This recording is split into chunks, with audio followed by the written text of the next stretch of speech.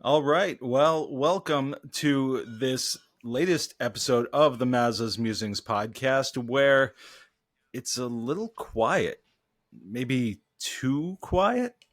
I Usually these episodes, of course, start with some music, but of course, this is where our guests for today's episode come in. We've got Nick and Andy from Hi Dad Soup, Hey, what's and going on?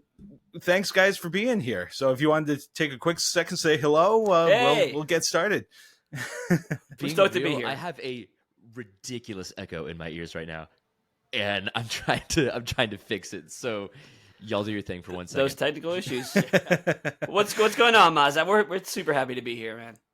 I'm glad that you were able to join. I'm really excited for this. This is something that I've been teasing for a little while because I've been super excited about it, and I'm kind of leaving some people in suspense here, and I apologize for that. But look, I'm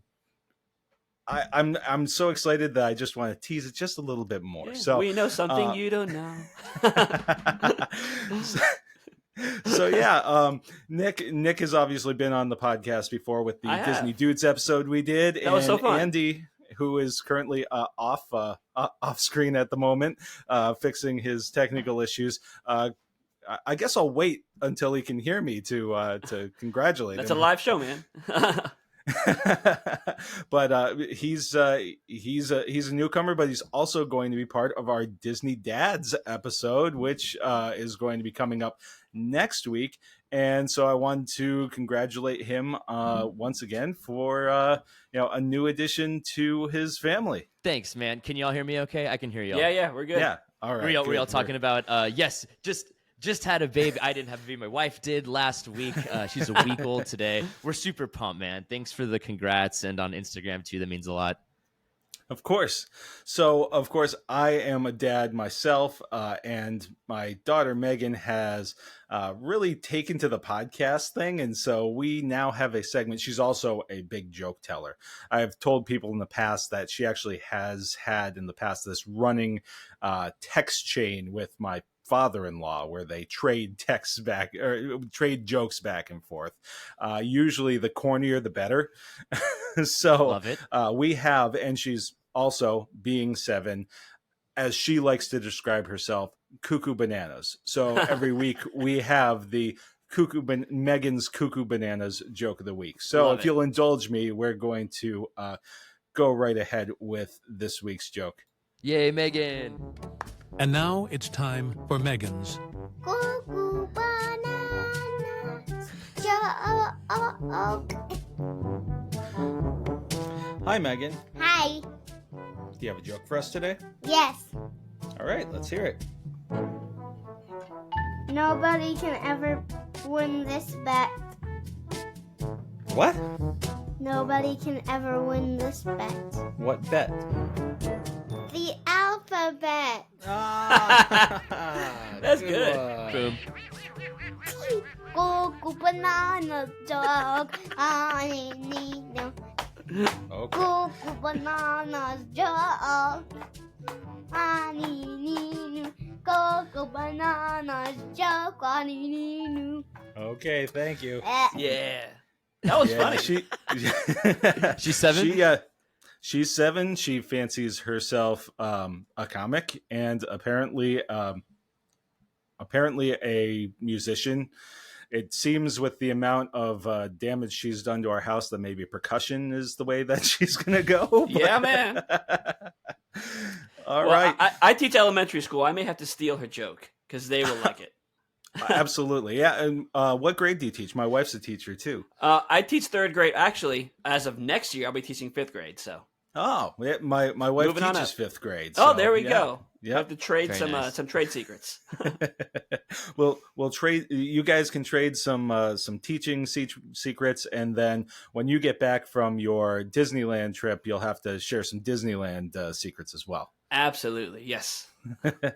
So, all right, let's get into it. If you guys want to, I'll give you guys the floor here a little bit so that you can introduce yourselves and what you guys are all about, both with Hi Dad Soup. By the way, I'm probably going to be deducted a Disney fan card here because I really didn't understand the origins. The reference. That's okay. Do you now? Do you now understand? Did you that? figure it out? I did. Oh, good. Okay, good. Yeah. Yeah. So I'm Nick, and I host the Mickey and Minutes podcast. Andy, is my co-host, and I started this podcast back in 2017, and just been doing it for a long time. And then last year, I brought Andy on the show to be my co-host on the podcast. But we're here to talk about Hi Dad Soup, and Hi Dad Soup is a project that we started last year, and it's basically our Disney cover band. And like the big thing to note is, yes, Hi Dad Soup is our Disney cover band, but like Nick and I have been friends for like a decade. Our wives were friends in high school growing up, and then when Nick's wife met Nick, we went to Payway. We had a really awesome double date, and Payway, I realized that Nick plays drums and I play guitar and sing. And so we just play music. In the end, Nick and I are musicians, and we've just been playing music nonstop and coming up with different excuses to make music for like 10 years. And Hi Dad Soup is a big one of them. Yeah, I'm sure we'll get a little bit more into the to our story with music and the podcast and stuff in a little bit. But basically, it's just like you said, another way for us to play music together. And then Maza reached out to us for something really awesome that we're going to talk about now. And to you, Maza. So knowing about having listened to the podcast for a while and seeing Hi Dad Soup becoming a thing, I reached out and was just like, hey, I'm looking to kind of spice up my intro and outro music, the kind of the theme music for the show. I was looking for something that had a little more character to it, a little more juice. And so I reached out to these guys and was just like, hey, what do you think about this? And they were on board. They've been great about it. And I got to tell you, before we get into this, before we actually unveil it, when I first got the email and downloaded it, I probably listened to it 40 times consecutively because I was that stoked about it. It rocks, dude. It does. It really does. So I can talk about it as much as I want, but I won't leave people in suspense anymore. So let's hope that when I press this button, something actually happens, and you will hear the new Maza's Musings podcast music brought to you by Hi Dad Soup.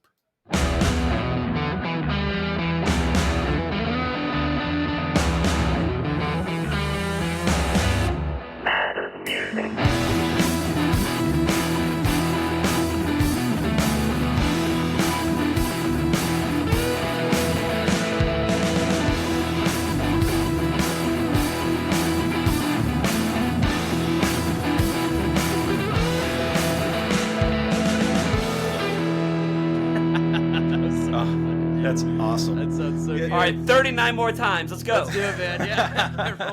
Roll it back. Oh man, I will. Don't tempt me. Fingers on the trigger, man.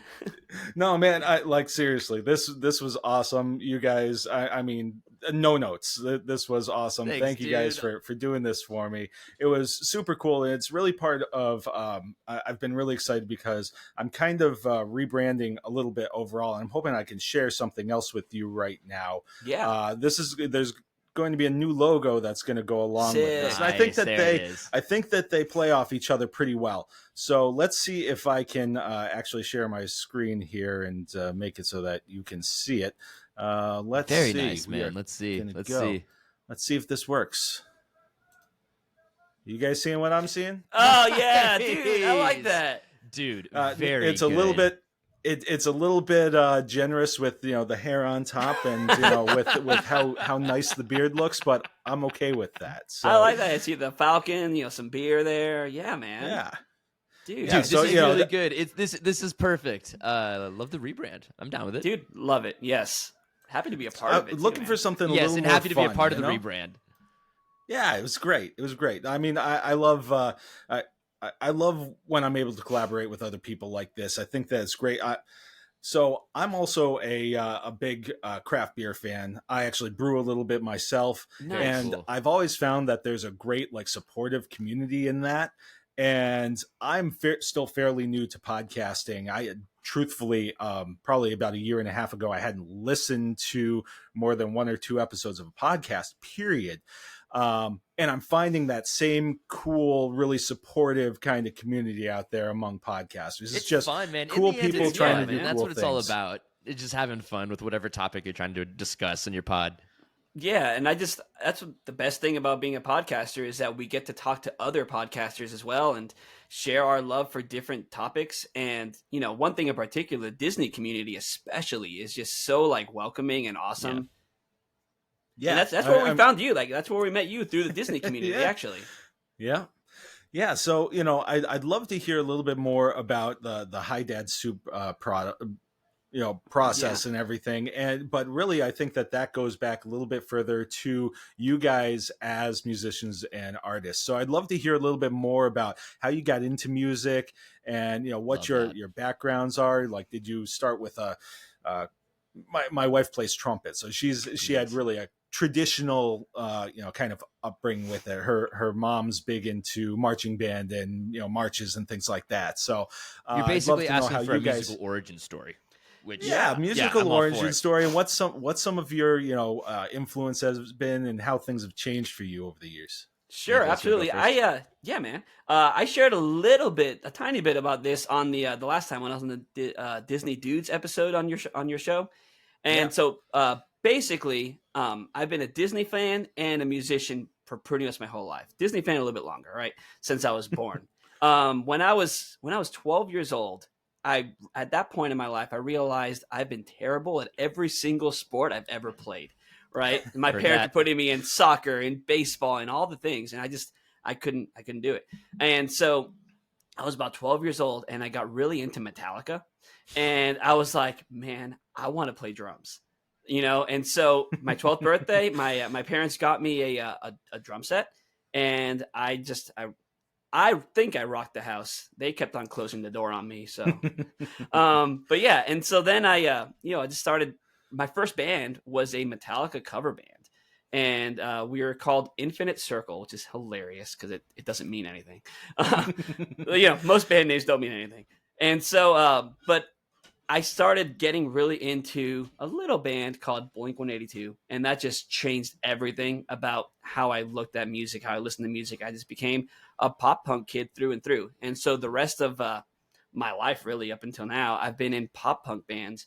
And even when I was in college, I was in a band called Sucker Punch, and we put out a couple records, and we toured and did the whole music thing, and it was awesome. Touring was crazy, living in a van and sleeping on floors, and it was an awesome time in my life.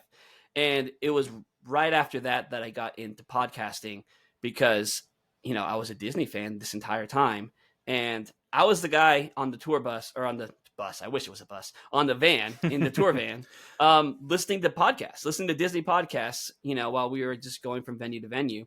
And when I got back from tour and I became a teacher, I graduated college, and I was like, you know, I'm going to pause music for a little bit and start focusing on podcasting. And that's how Mickey and Minutes was born. I got married, and around the same time that I met my wife, I met Andrew. And, you know, then, you know, we'll talk a little bit about our musical journey together after Andrew shares how he got to where we are now. Yeah, man. That's pretty much my story. Very similar to Nick, dude. Not into sports growing up, but it was always into guitar. I started playing guitar when I was in 3rd grade and loved it. Really liked anything with the string on it. Loved to sing too. I was just like the happy, goofy kid that loved to sing and dance, right? Shocker, I'm sure. And so then once going into high school, I was in the choirs, and in high school I played like the local Nick and I from San Antonio. We both played like the local San Antonio scene. I was also in a pop punk band. Nick and I saw Blink-182 together too last year, which was oh man, probably one of the highlight of our lives, friendship, our bro time, friendship lives. It was quite a monumental day. Yeah, yeah. I don't think I mentioned what I play. I play drums. You said Yeah, strings, Nick guitars. plays drums. I don't think I ever said that this entire time. I'm a drummer, and in most of the projects I've been in, I've played drums. And yeah, you said we played shows together, and it was just funny because before we ever knew each other, we were in the playing same in the same music shows, same shows, same same venues. like, We were in the same scene together and didn't even know it. So I'm sure yeah. if we dug, we can find a bunch of flyers with both of our bands on it, which is really funny. It was great. So then after high school, I went to college in Washington State. I went to Gonzaga, and there, man, I learned the banjo, and from then on, it was all banjo, man. Like, oh God, I love the banjo. You cannot be in a bad mood when you're listening to the banjo. So from a pop punk kid to a bluegrass kid. Yeah, right. Like, but with that in college, I still maintained my rock roots. I was in a band called Little Bighorn. We were the at Gonzaga. There's not a whole lot of it's not a big school, so there's like one of everything. There was one band. There was one this. So we were the party band. We were the house party band, and so nice. Nick's going on tour was me going from house party to house party every weekend. The only hey, I'm not gonna lie. Some of our shows on tour were actually basically parties. college I'm house just parties. Gonna say, yeah, it's basically what we did. Yeah. The most famous I've ever felt was like going to the cafeteria the next morning and hearing these people be like, "Oh my God, did you hear the band that was like 304 Cinto last night? Like those guys rocked," and just like eating my Cocoa Puffs and just nodding to myself. And oh, it was a good day. Anyways, but from that, I sang in the college a cappella group, right? Just music and strings and everything was always something, was my passion. It was more than a hobby. Guitar and singing were a passion. And then literally once I met Nick, every guitarist needs a drummer, and it just like literally every musical project I've been a part of in the last 10 years, Nick has been my drummer. Like just definitively. It's funny because when we first met at Payway, like you said, they are not a sponsor. But we go there a lot. You know, got a name drop. Yeah. And so one of the first things we talked about was like, hey, you were in a band, I was in a band. We started realizing we played so many like shows together, and so when we started just kind of jamming. But it was funny because like I was like, oh, I'm a pop punk kid, and he was like, oh, I'm really into like banjo and bluegrass. And so somehow that like that peanut butter chocolate thing, you know, like it worked. And so like we honestly like we became best friends like super fast, you know. And so like, you know, he was in my wedding, I was in his wedding, and it just all the things. This whole time I was doing Mickey in Minutes. I like to think that Andy was a fan. I was maybe. I listened to every episode. Yeah, there you go. Okay, cool. This was when Nick was doing Mickey in Minutes solo. It was just Nick. So Nick, you did it for like what, 5-6 years solo? Yeah, I did. Yeah, about 5 or 6 years solo. Took a couple of breaks here and there. And the whole around time the pandemic, while Nick was doing this, you know, we were just friends and like on the side. So we would like, and our wives are insanely close. So Nick would come over, I would go over to his house, we'd have game nights, and all the while we're just talking like, dude, when are we gonna do our Disney covers? Dude, when are we gonna do our Disney covers? Because we would like, go to like the other room and like just kind of start jamming, playing music, and and we're talking about Disney. We're already podcasting just offline. And so wait, Andy, you skipped a step. And we ended up being in a band together for a while. Right. So yes. we started a cover band, like, you know, just your typical bar band, except we were like a folksy, bluegrassy bar band. Folk covers of 90s rock songs. That's like Mr. the most Brightside. Niche thing you could think of. It was awesome, man. We were very good. We were very good. We were called Folksmith, and we played for a long time together, a couple of years, right? And we would just play around town, and you know, a little bit out of town, I guess, a couple out of town shows. And we had the first Friday gig at a pizza joint. So literally the first Friday of every month, we played, and it was a great time. We played. So we started doing Disney covers. We did. You Got a Friend in Me at the show on the stage. Yeah, we did. Right. You Got a Friend in Me. We did Oodalali. We did Oodalali. Was that it? Maybe. But yeah. We probably did some more. So there were a bunch of other people in the band, but like Andy and I were just kind of the ones who were always like working on the songs and writing songs. It was our arrangements. We were always talking about idea. Yeah, we were always talking about Disney covers, and so then. The podcast had been, I stopped it for about 2 years. The podcast was, you know, on a hiatus. And then I was thinking about bringing it back and rebranding like you're doing now with your show. And so part of my rebrand, the new logo and all that stuff. And I was like, man, I need a co-host. I need someone that I could banter with, someone that I could have a good time with. So obviously the first choice was Andy. And so, I called him up, or I don't even know if I called you, or we were at your house or whatever, and I just asked we you. went to your house. We went to your house for a That's game what it night. was. For I game night. Yeah. specifically remember even too like how we were like oriented at the dinner table. It was a defining moment in his life. It was a defining moment. I changed his life forever. No, Yeah, man. And so I asked him, and so we did it. And our first episode that we did as the rebranded Mickey and Minutes was about Disney covers. Because again, we were just so obsessed with Disney covers and how so many great bands do such a great job of covering songs. And like it was it was a slam dunk topic too, right? Like It for was. your first podcast for us, like just getting our flow, our banter back and forth. When do you talk? When do I talk? When do I And know learning Nick? it. I know Nick well enough. He's going to stop talking now, right? Like that. And I will say that was actually the second episode because the first one was a disaster. So bad, Chris. It was so bad, man. Our first episode was a nightmare.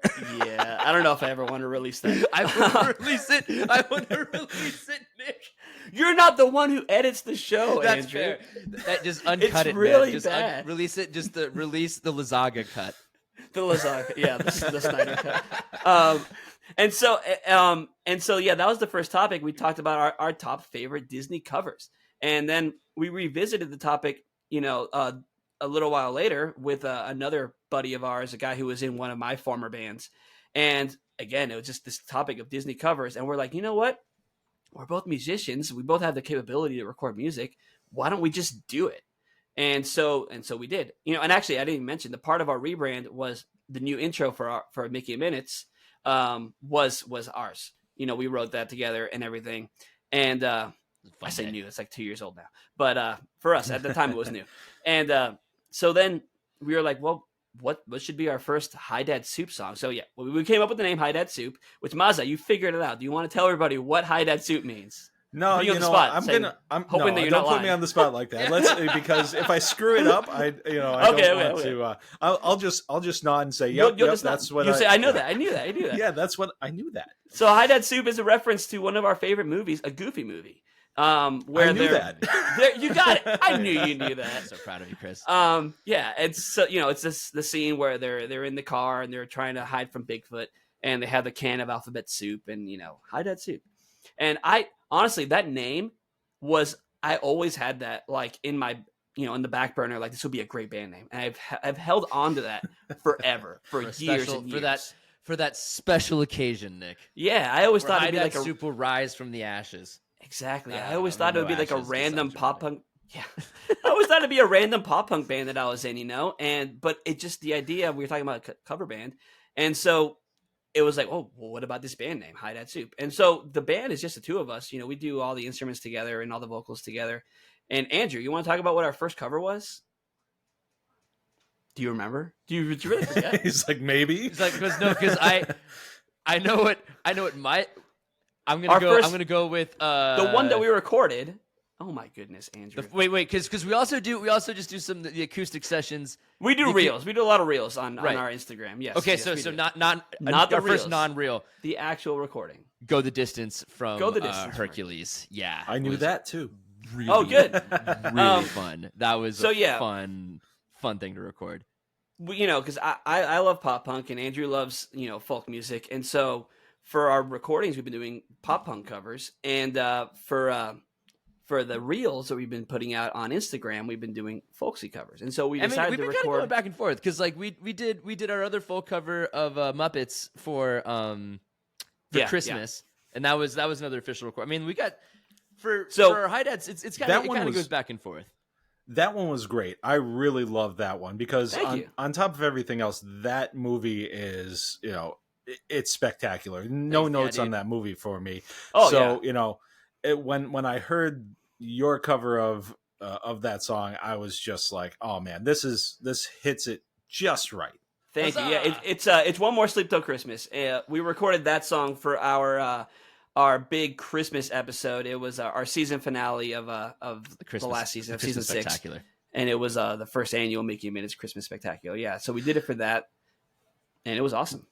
Yeah, it was a fun episode, and the song being in there, that's my favorite song from literally one of my favorite movies, and so I was just like, oh, chef's kiss, guys, chef's kiss. Thank you. And yeah, so you can listen to that one and our Go the Distance cover on our SoundCloud page. You look up Hi Dad Soup on SoundCloud, or if you go to mickeyandminutes.weebly.com, you can find the link to our SoundCloud page on there. And we actually have another cover, a new cover we've been working on for a while that we're really, really stoked on. Yes. We're going to drop it on June 20th, and it's a cover of Standout from a Goofy movie. You know, Hi Dad Soup. We have to do a Goofy movie cover. But Also, it's a big anniversary for Eye that movie. from Goofy movie is so overdone. Like everyone does Oh, Eye yeah. to Eye. And so, That but was I mean, but it kind of our needs to thought, be a yeah. Powerline song. It still needs to be Powerline. Of course. Opening song stand out. It's gonna be great. Yeah, so we have an episode, podcast episode dropping on June 20th. It'll be tied to that one, so exclusively on the podcast for a while. So check out that episode when it comes out to hear that song. I can honestly admit I'm secure enough to admit that I have never seen a Goofy movie all the way through. Man, you got to do it. This is an anniversary year for that movie. Now's the time to watch it. Well, listening to you guys had an episode recently where you talked about it in the anniversary, and just like the enthusiasm that you guys have for that movie, it's just like, okay, I've been missing something, dude. Here. It's So a really good movie. go Like back it's a really underrated movie, and like when re-listen to our pod about it, get pumped for it to watch it. Man, honestly, a core memory that I made is on our Disney cruise that we went on over Christmas. They were playing a Goofy movie on the main deck on like the giant Megatron, and there was nobody there, and it was nice and cool outside, and it was middle of the night, and we were just watching a Goofy movie like outside. It was magical, dude. That memory stands out, Andrew. Yes, dude, it's great. To. Solid flip. Yeah. So that's right, pretty much it. Well, Nick, I know we've intermingled the Disney talk and the music talk so far, and we know a little bit about your background with like the parks and stuff like that, and how you really got into Disney. Basically, you were a Disney baby who I was had it as your playground in your backyard. I was I grew up in Miami, Florida, and so we were only a few hours away from the park. So I grew up an annual pass holder, and we would go like 4 or 5 times a year. Just Epic. always there. We had a motorhome, so we would stay at Fort Wilderness Campground for like weeks at a time. Sometimes, over the summer, and it was just some defining moments of my life were just growing up in Disney World and just being there for, Dude, I didn't realize you were there for weeks at a time. Dude, yeah, there were times when we stayed at Fort Wilderness. It was super cheap back in the day, man. In our RV, about a week and a half, 2 weeks, and just be there all the time. When I told you that I would go there all the time, that's literally what I meant. Right? So you're just oh, and sometimes we would go days without going to the parks at all, because that's the beauty of Fort Wilderness and Walt Disney World, is that you can do all this other extracurricular activities. Being at Disney World, and I don't even need to go to the parks. The life of an annual pass holder, man. Andy, did you learn something new about Nick today? I knew about his annual pass holderiness. I knew about him going and living in Miami, growing up as a kid. But dude, I can't even fathom like just like a lot of bike rides through Fort Wilderness, man. It's good times, really good times. That's cool. So Andy, what's your Disney story? Like how have you gotten into big stuff? Not quite like Nick, but like my family had the every other year mentality of Disney World. So like we would go to Disney World every other year. And so pretty much for my entire life, we went every other year. And then so I was there pretty frequently. So I grew up seeing all the changes. I grew up, I grew up rope dropping. I grew up, the works. I love Disney movies. I'm a huge nerd. And I'm a huge Star Wars nerd. And I was a huge Star Wars nerd before Star Wars was even purchased by Disney. So that, and then superheroes and just all of the fantasy that it brings. And then the big thing is I met my wife. And when I met my wife, our big thing was like, I was like, hey, what do you like to do for vacationing? What's your vibe? Are you like, let's go to the beach and chill? Are we gonna go to Vegas? Like, what's our thing? And she's like, my family and I grew up going to Disney World, and then that was like, yep, that's awesome. So like Disney wife, happy life, man. Yeah, I got one so, too. like, I got a Disney wife too. like within the first 4 months of us dating, we did a solo trip, just the two of us, to Disney World. And that's like, I've said it on the podcast before, that's where we fell in love. Like, we fell in love in Disney. And ever since, we've adopted like the every other year mentality, honestly trying to go even more if we can, now that I've got kids and it's they're doing it right. My oldest daughter is just now starting to really get it.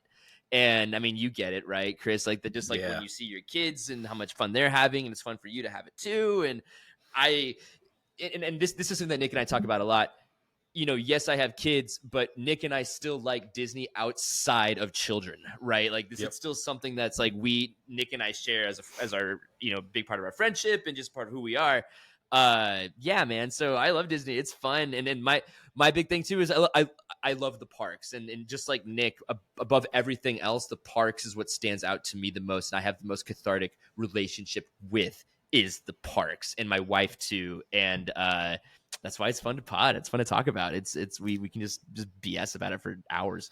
Yeah, I think every Disney fan has their in, and I think what makes Andy and I work as a podcast duo and as friends is that our both of us is the parks, you know, and it's just that and Disneyland. You know, like you said earlier, I'll be going to Disneyland next month, so I go to Disney World way more often than Disneyland, honestly, but trying to do that California thing more often. It's cool. Disneyland is so beautiful. Chris, where are you at? You're East Coast?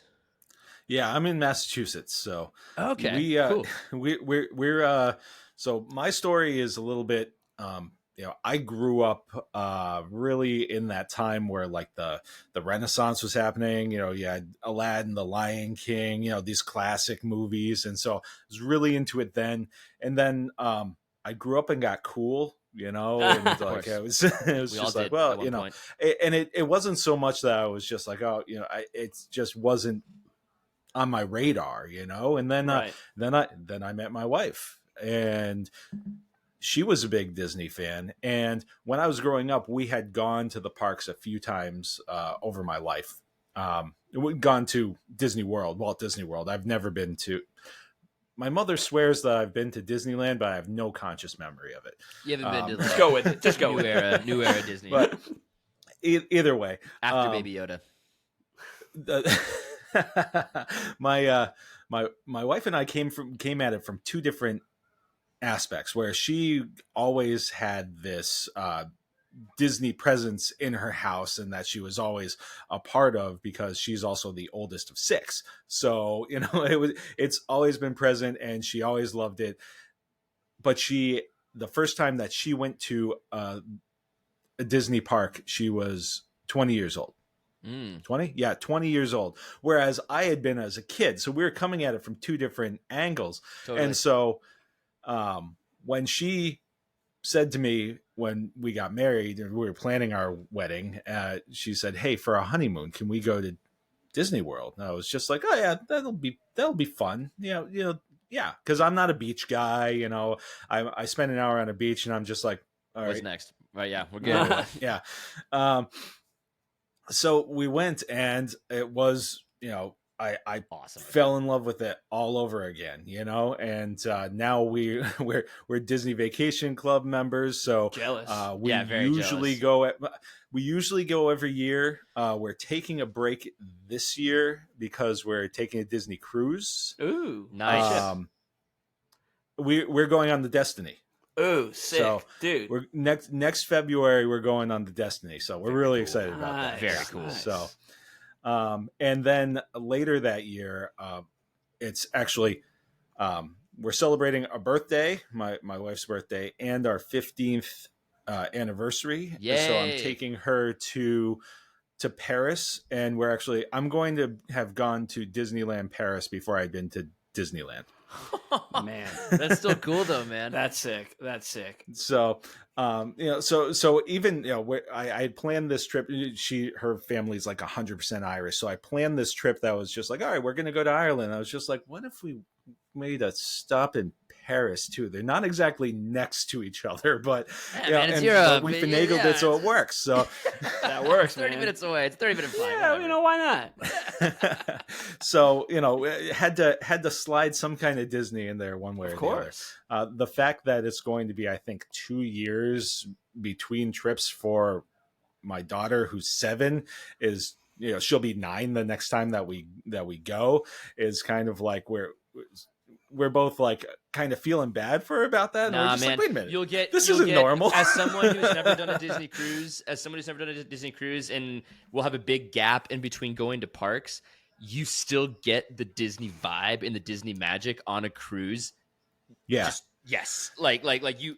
While we were there, I was like, oh my god, I feel like we're in Disney World right now. Like, you feel like you're there, so that it does satisfy it a little bit, not fully, but we did one other Disney cruise a couple of years ago. Okay. What ship were you guys on? I did Disney Magic because it docks out of Galveston. Yeah, for my honeymoon, actually, we went on the Disney Dream, and it was spectacular. Oh, I bet it was Beautiful. Yeah. So cool. Yeah, our first trip we did the Wish. So it was the first one in that class. It was really I got a great appreciation for that ship actually after when we got back, because the Making of the Wish documentary that's on Disney Plus that's cool. Yeah. showed how this whole thing got put together, and of course it was COVID and everything, and it's just so fascinating how this ship is literally crossing the Atlantic while they're building it, like building the inside. Crazy. It's just wild to me, and all the little touches that make the magic of the cruise. It's so great. If we did the Disney last time. Magic. Oh, sorry, man, I cut you off. No, it's fine. Just the last time that we did the cruise, we had flown into Orlando, so we did Magic Kingdom Day anyway. So this will be the first time that we're not doing anything because we're sailing this time out of Fort Lauderdale. Okay. Cool. Yeah. Yeah. I mean, Disney Cruise, you definitely get the magic from that. I will say it'll be a little while between your Walt Disney World trips. Have you already said goodbye to the Muppets and the Rivers of America and Tom Sawyer's Island? Have you made your peace with not seeing that again? We did. We went in February this year, and we did say goodbye to the Muppets. The Muppets are the one that I'm really going to. That one stung. That one stung the most. Yeah, that's rough, man. And it was Jim Henson's last project, dude. Like, yeah, that's history. Yep. And I mean, I'm 40, so I still remember, there was still some classic Muppet show, floating around on TV when I was a kid. So going back to that, and I'm thinking about some of the more classic things and how it rolled into Disney, and Disney did some really great stuff early on, but I felt like Disney just wasn't able to keep the momentum. No, they with weren't. the The Muppets. momentum that wasn't there. Jason Segel movie to was flawless, though. Yeah, the Jason Segel movie was flawless, but they didn't keep that vibe. But they didn't keep it up. They didn't keep that vibe for whatever weird reason. I'm gonna have to. That weird like Office show was just like and it was a miss. Gervais, those weird sequel with Ricky Gervais, yeah. Disney doesn't know what to do with it. The best thing Disney did, honestly, was Muppets Haunted Mansion. That was great. That was the best. I like that a lot. That's the most that I've laughed at a Muppets presentation. Yeah, outside of Muppet Vision 3D in a long time. If Disney would do more of those like attraction parodies with the Muppets, dude, that's a gold mine. Just do all the rides. Just do them all. Yeah, I've got to go back and watch that Jason Segel movie again because I watched about 10 minutes of it and I walked away from it the first time. Like I guess I didn't really give it a real shot. It was one of those things that I was probably up late looking for something, but I think you can really tell at the end. Yeah, I think you can really tell how much Jason Segel loves the Muppets. It was a love letter to the Muppets, and it was just such a beautiful movie. Go back and watch it. I'll have to give it another try. And I don't know if you're a fan of Flight of the Conchords, but like one of the guys from Flight of the Conchords wrote all the songs, all the lyrics, and so nice. The songs are really kooky. Man or Muppet, yeah, so good. It I won an think it's Oscar. It won an Oscar for Best Original Song.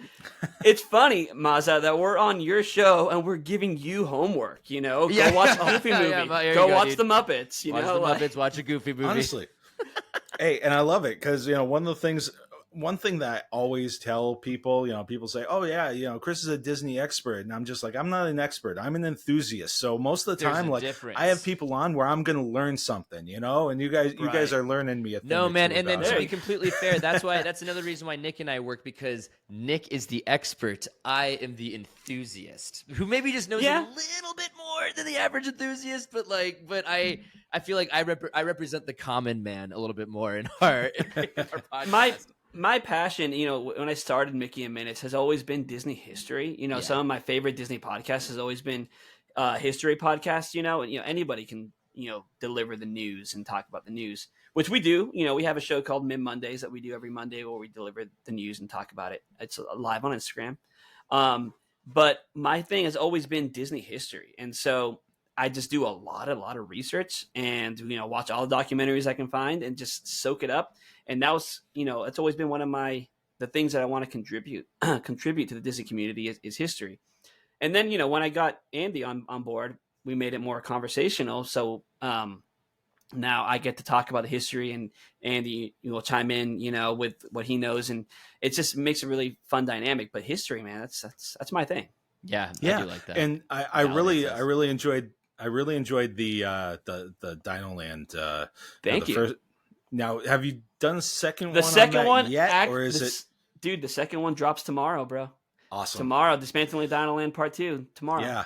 A lot of that, like, seriously, I didn't realize a lot of that, so it really gave me a greater appreciation. I never, some people are just like, oh, this is kind of campy, and it's kind of it doesn't fit with the rest of it. But understanding that there's a story behind it, that there is a true story behind that entire land and the way that it was laid out gave me just a whole new appreciation for it. I always liked it. I was heartbroken when Primeval World was shut down. Yeah. That was one of those just kind of stupid fun rides. A little bit of a chiropractic procedure there.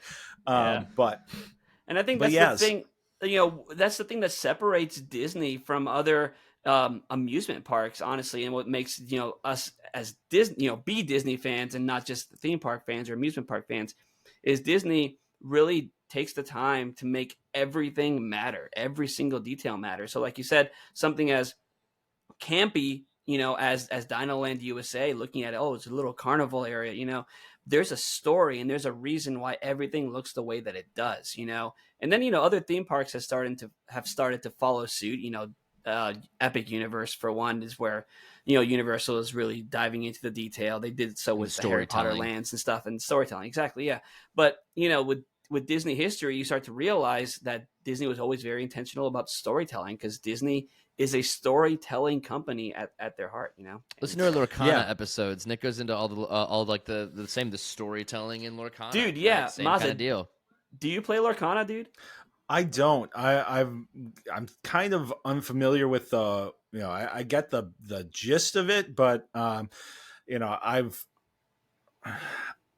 So I'm from an era when like Magic the Gathering was like huge, and so I did play Magic the Gathering, but I gather that this has much more of a like that storytelling that you're talking about. There's a lot of Disney element to it, yes. And that's the thing. Magic's got lore too. Magic's got a lot of lore. It does, but it's different when it's Disney, With Lorcana, what's cool about it is you can play just as like a trading card game, or you could dive into the story, And again, that's where Disney thrives. And with same thing with the theme parks, you can take it or leave it. You can go to Dino Land or any other part of Disney World and just go and ride the rides and go to the next ride.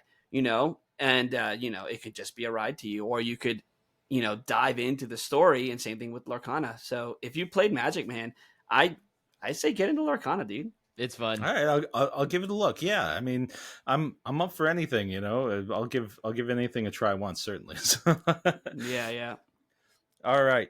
So, one other thing that I wanted to dive into now, usually in my episode or in my episodes, if there's a Disney theme to the episode, I don't do this separate segment, but I'm going to do it because I've got two guys here who are enthusiastic about Disney and music.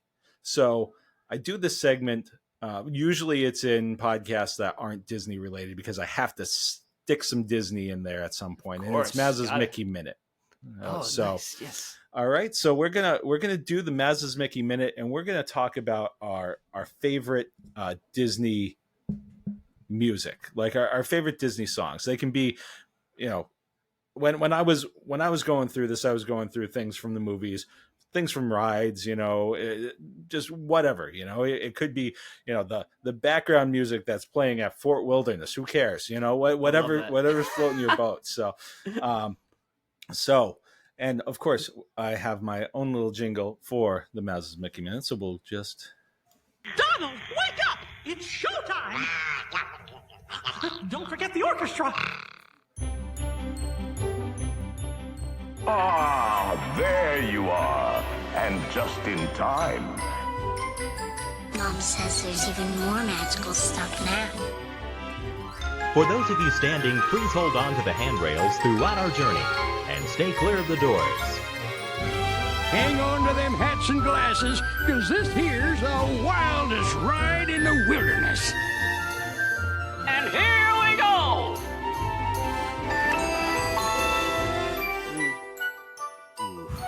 That last noise Dude. was very triggering. It was That in a great way. You In a just great warmed way. my heart. Can we hear that 39 more times? Yeah, roll it again. Roll it back. Bring it back. Dude, all the feels.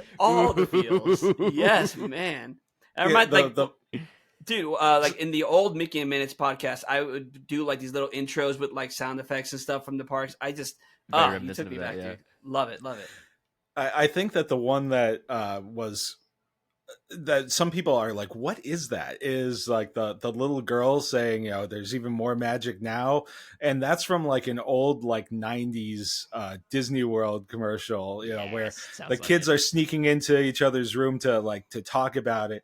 And I love it. the mom comes in and tells them to go to sleep, and I'm too excited to sleep. Yeah. And then it goes into the little sales speech, and then afterwards, like, she gets back in the bed, and husband's in bed, and she's like, "Are you asleep?" He's like, "No, I'm too excited."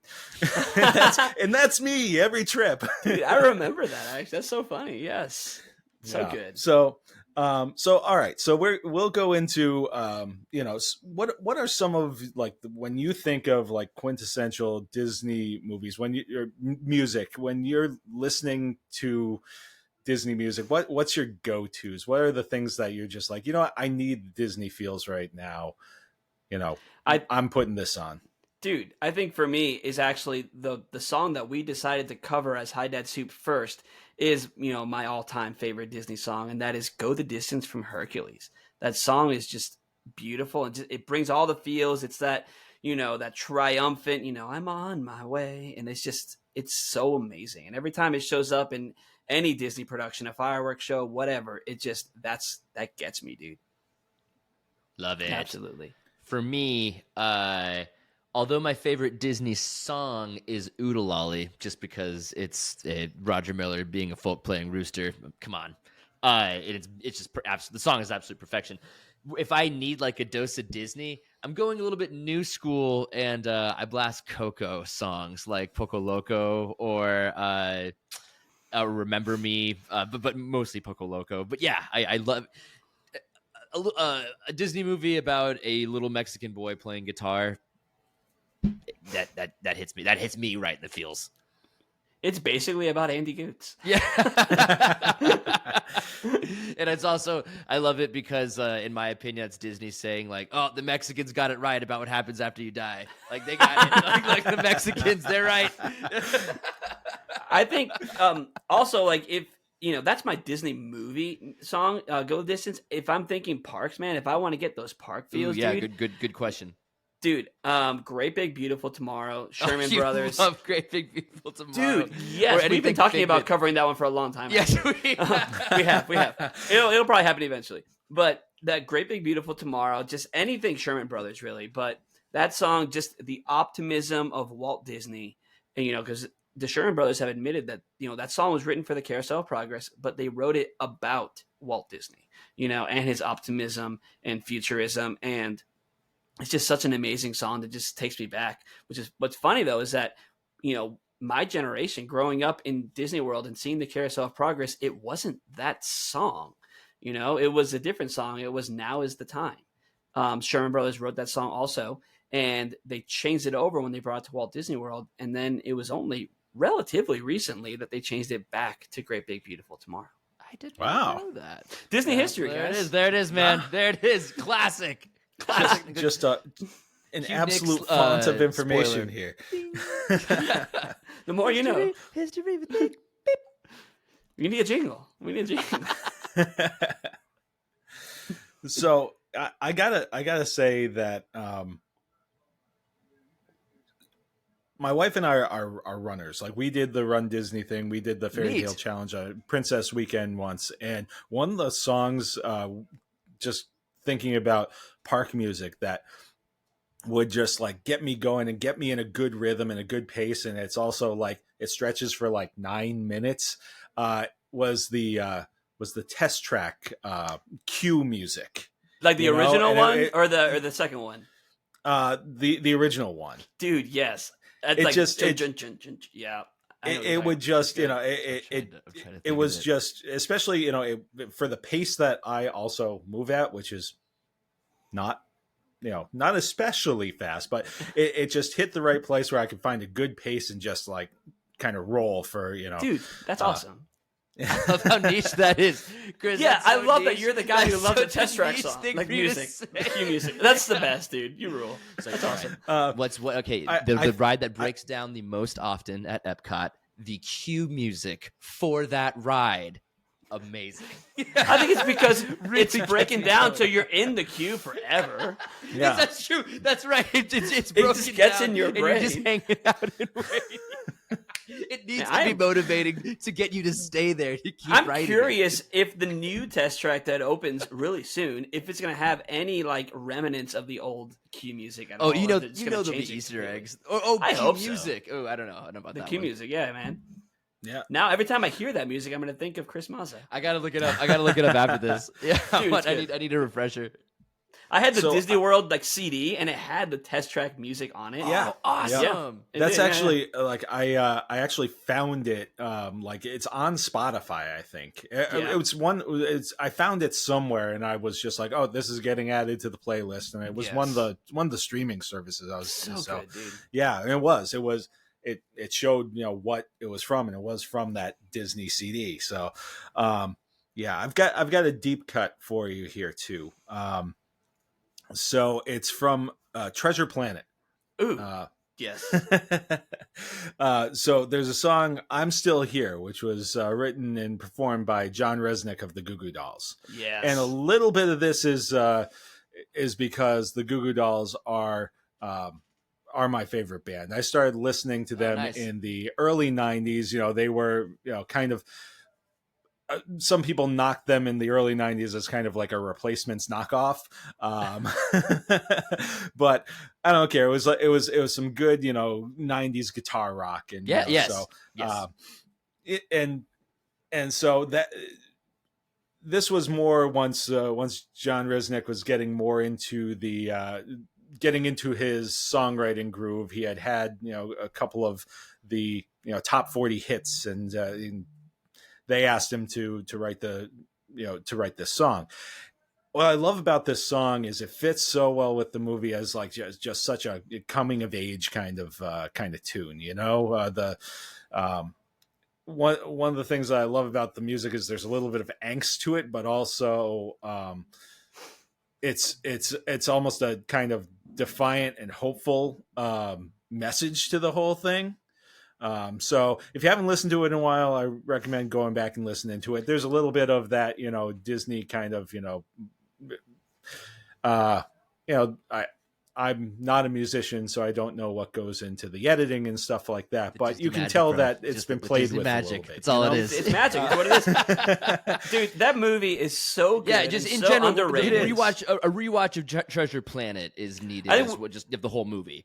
A couple of days ago, man, we were on our Mid Monday live, and we were talking about Lilo and Stitch, the newest live action Disney remake. Right, and I was saying, dude, in this world of live action remakes, there are some movies that need to get remade because they're the ones that I think would really strive as live action. Treasure Planet, Atlantis, like those were some of the movies that I brought up as well. Should we do a series, Nick, on just like our breakdown of those movies on why they just like similar to why they movie, should be, but why they also should be remade to live action?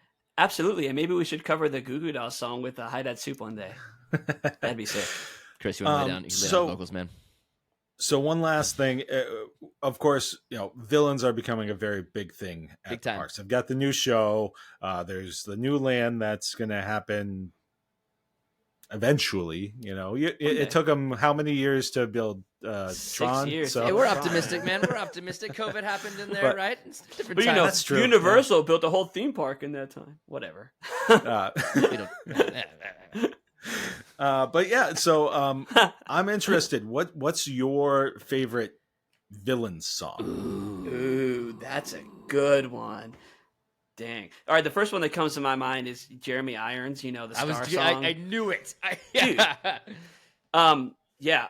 Fun fact about that song, dude, is that Jeremy Irons. Yeah, be prepared. Jeremy Irons got sick during the recording of that song, so they had to have somebody else do some of the verses. And I know this. All right, go ahead, say it. No. I don't know his name, but the guy Jim who voiced Pumbaa finished it off for him. Well, no, it was Jim Cummings, the guy who did Winnie the Pooh. Was it? Yeah. I thought it was I the heard voice that it was of Winnie the Pooh. Did, oh, wow. Yeah. See, I had been told that the guy who did tremendous Pumbaa, voice finished actor. it off. Yeah. Wow. All right, so I didn't know that. I'm learning you things left and right. Wow. You knew it. Man, I knew the wrong half. Andy's like, oh, I'll pretend like I knew it. No, man. This whole time I've just been thinking about like who's my choice of Disney villain? The Barracuda in the beginning of Finding Nemo. Does he have a song? I'm joking. I think from an iconic Disney villain perspective. Oh, dude, I don't know, man. This is hard. There's so many great villain songs. I know. I'm going. For some reason, I'm thinking of the Sheriff of Nottingham, but he's not really traditional. He's not a traditional Disney villain.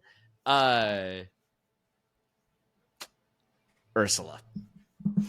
I had a feeling you were going to go with Ursula. Yeah, Ursula. That's a really great Ursula. I like OG Ursula. I also am not. I'm okay with Melissa McCarthy's Ursula too. She did a pretty good job. Her singing wasn't bad either.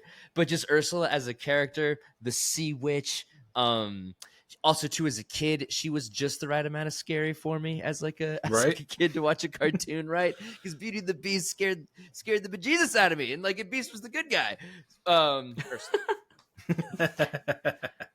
Yeah. No, I don't know if I would say that Scar is my favorite Disney villain, but that song is my favorite Disney villain prepared. song. Was that I think that was the original question, right? Favorite Disney villain song? Yeah. Okay. Oh, Disney villain song? That was the question? Yeah. Yes. Oh, that's a whole different thing.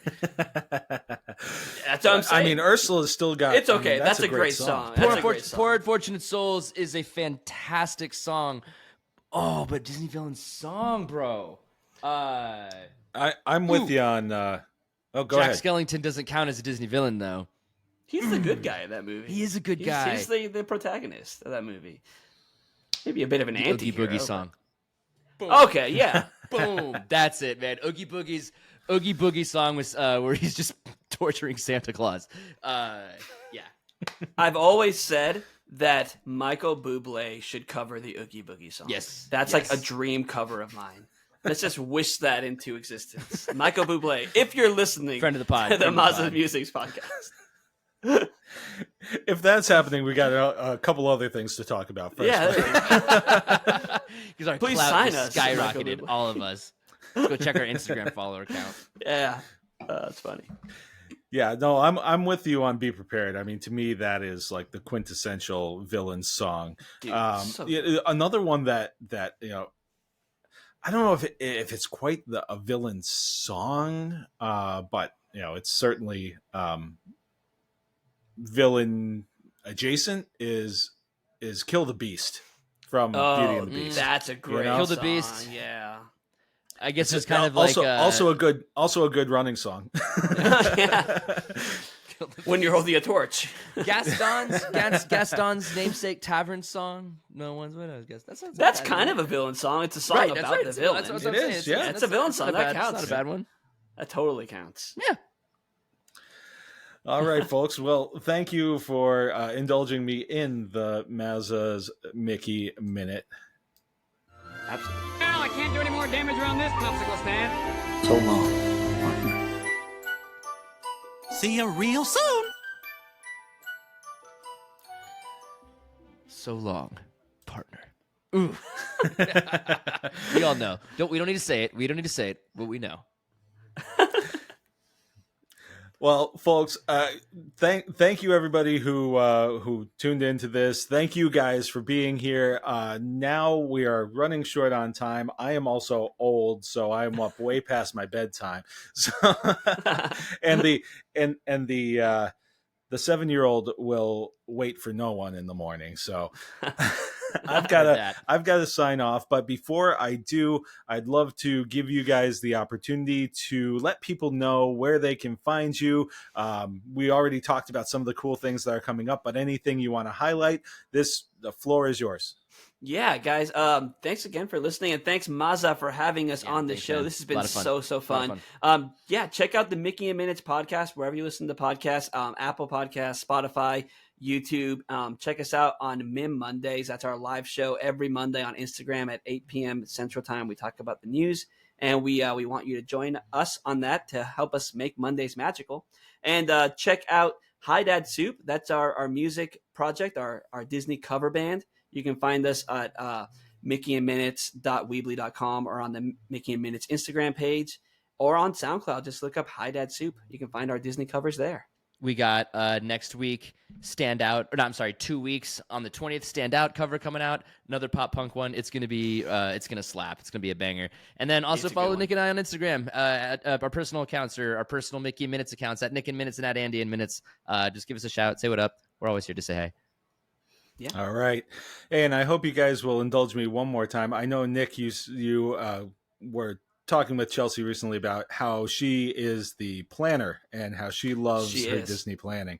But let me tell you, if you guys ever choose to take a break, or anybody out there who's listening who isn't much of a planner, they should definitely go check out We Do Travel Right, which my friend Emily is and her team do a great job finding you if there are any deals out there. They also know the ins and outs of, there are a million apps and there are a million ways to get around the parks and things like that, and they'll help you out with that. They actually have a specialized dining team that takes care of all the reservations for you.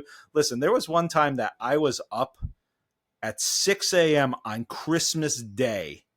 I was up at 5:30 so that I could be ready, for my, because that's when the 60-day window opened up. Priorities. And that was about the time that I was just like, you know what? I'm okay with not doing this. So if anybody out there listening is looking for their next magical Disney trip, they can go to wedotravelright.com/Maza, and you'll fill out a little form. Somebody will be in contact with you. You'll have one-on-one, service of an agent, and it's all free. That's the cool thing about it is Disney or all of the places, whether it's Universal, Disney, cruises, whatever, they are charging you for using an agent, whether you're using that agent or not. So once again, anybody interested, wedotravelright.com/Maza. And Emily and her team will take really good care of you. All right. Well, thank you guys for indulging me in that. And now we will all indulge ourselves in one more time listening to the new theme brought to you. Thank you very much. Hi Dad Soup.